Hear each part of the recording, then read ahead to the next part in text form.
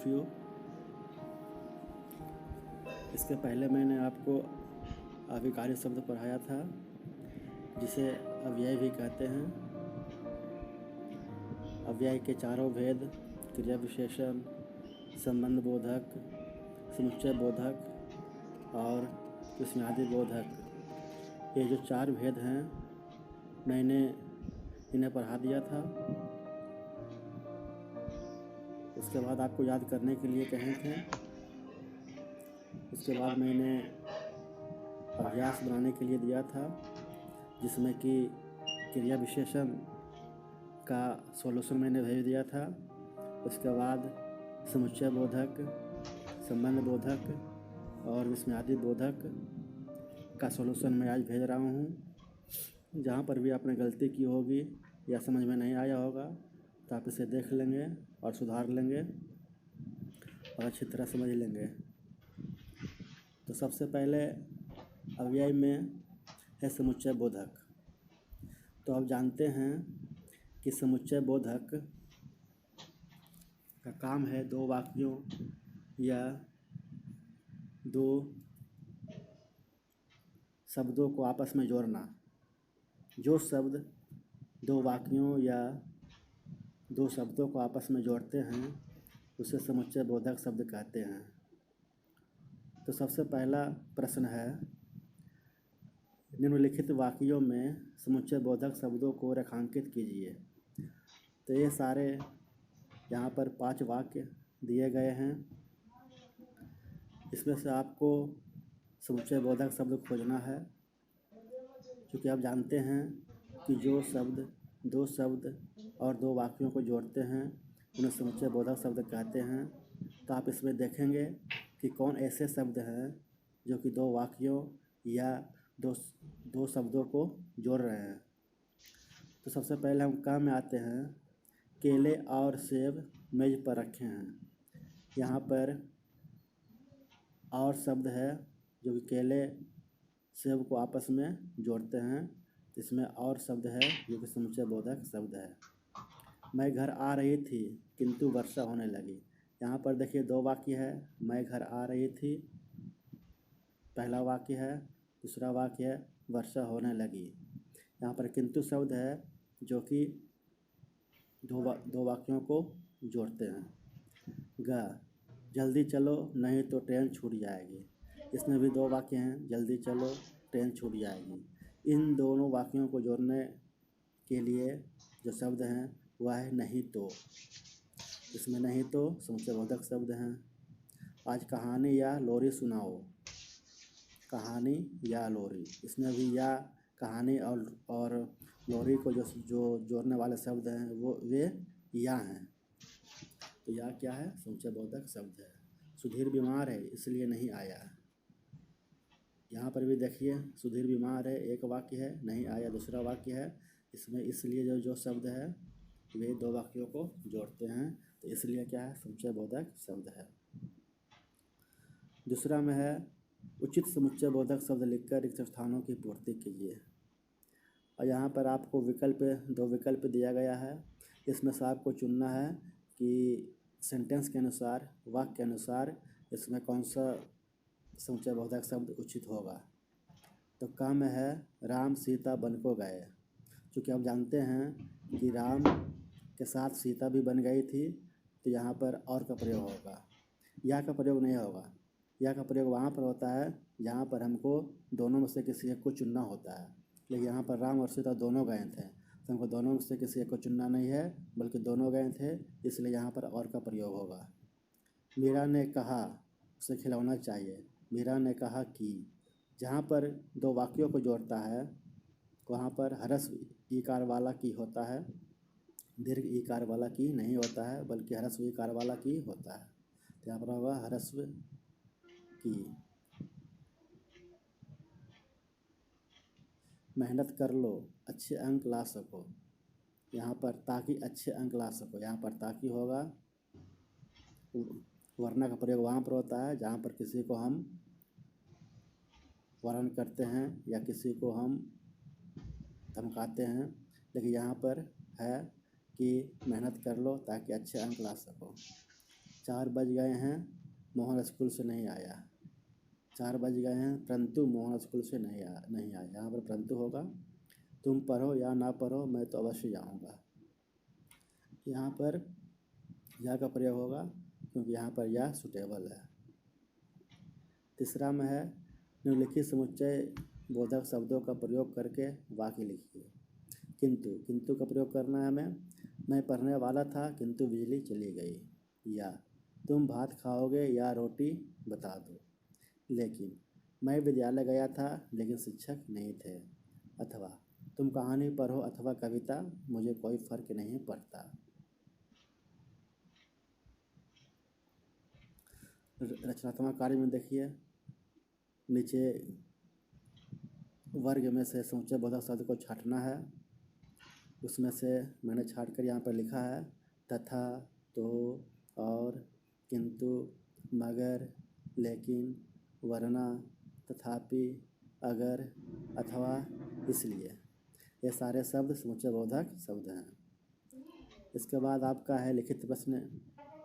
इसके बाद आपका आता है संबंध बोधक शब्द। तो संबंध बोधक का शब्द आप जानते हैं कि इसका काम है कि संज्ञा के बाद आकर, ये शब्द संज्ञा के बाद आते हैं और किसी दूसरे शब्दों के साथ संज्ञा का संबंध बताते हैं। तो संबंध बोधक किसे कहते हैं? जो शब्द संज्ञा या सर्वनाम के बाद आकर उसका संबंध किसी अन्य शब्द से बताता है उसे संबंध बोधक अव्यय कहते हैं। जैसे के नीचे, के पास, के लिए, के बाद, के बाहर इत्यादि। ख, कोई दो संबंध बोधक शब्द लिखिए।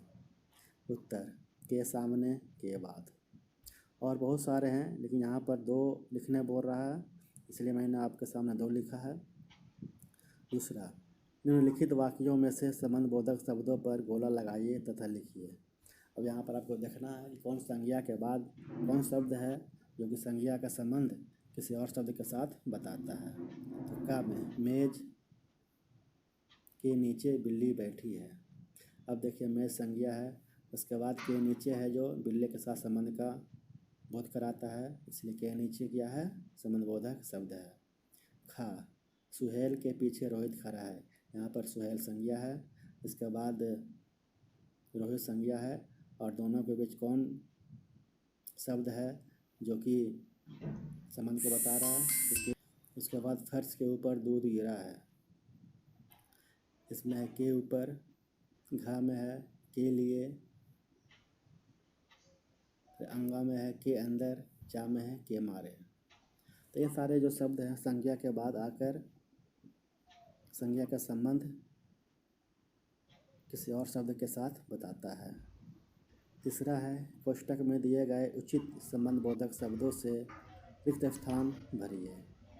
का, हमारे कार्यालय के बाहर चाय की दुकान है। यहाँ पर आपको संबंध बोधक शब्द का प्रयोग करना है जो उचित संबंध बोधक शब्द है जो कि वाक्य में सुटेबल हो जाए, जो कि वाक्य के अर्थ के अनुसार फिट आ जाए। घर के अंदर गर्मी है, के अंदर। रवि के बाद मैं जाऊँगा, के बाद। गर्मी के मारे बुरा हाल है, के मारे। वह सीढ़ियों के सहारे छत पर चढ़ गया, के सहारे। रमन पेड़ के नीचे खड़ा है, के नीचे। तो ये सारे शब्द आपका सुटेबल है जो कि वाक्य में सटीक आ रहा है। उसके बाद आपका रचनात्मक कार्य है निम्नलिखित संबंध बोधक शब्दों से वाक्य बनाइए। के ऊपर, मेज के ऊपर बिल्ली है। के साथ, मैं पिताजी के साथ बाजार जाऊंगा। के लिए, रोगी के लिए दवाई खरीदो।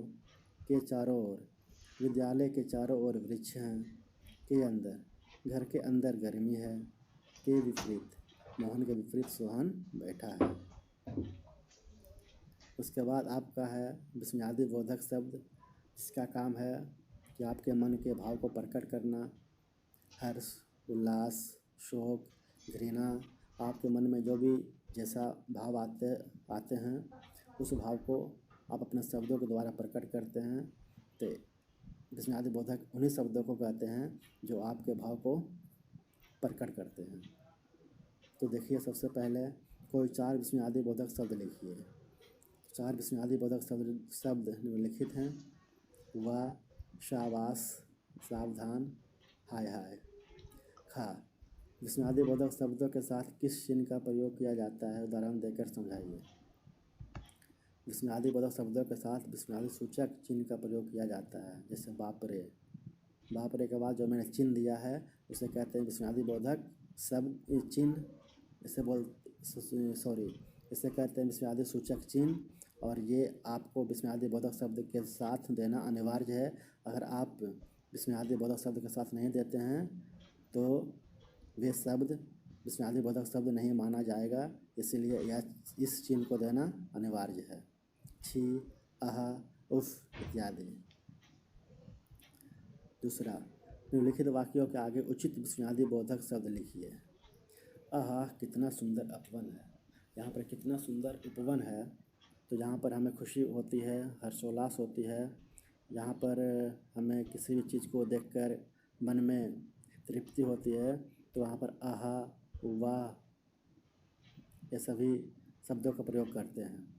उफ़, गर्मी, जहाँ पर हमें कष्ट होता है वहाँ पर उफ़ का प्रयोग करते हैं।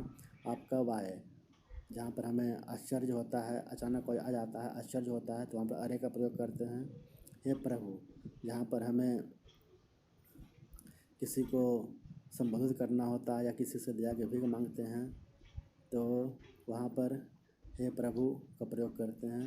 शाबाश, जब किसी के काम से हम खुश होते हैं और कोई अच्छा काम करते हैं तो उसे हम शाबाशी देते हैं, तो वहाँ पर हम शाबाश कहते हैं। छी, कितनी गंदगी है।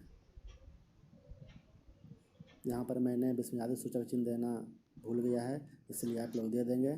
छी, कितनी गंदगी है। यहाँ पर छी का प्रयोग होगा, क्योंकि जहाँ पर गंदगी होती है वहाँ पर छी का प्रयोग होता है।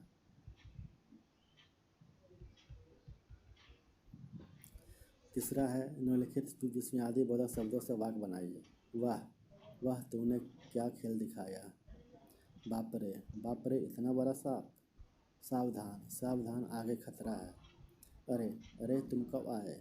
शाबाश, शाबाश, तूने कमाल कर दिया। तो ये सभी मैंने आपको समझा दिया है। आपका व्यय या विकर्ण शब्द समाप्त हो गया है, आप इसे याद कर लेंगे। इसके बाद मैं नया चैप्टर लेकर आऊँगा, तब तक आप इसे याद करें, फेयर में लिखें, और जो भी मैंने पढ़ाया है पहला पाठ से लेकर अभी तक सभी को रिवीजन करते रहिए, ताकि आपको याद रहे, परीक्षा में कोई दिक्कत ना हो। तब तक के लिए धन्यवाद।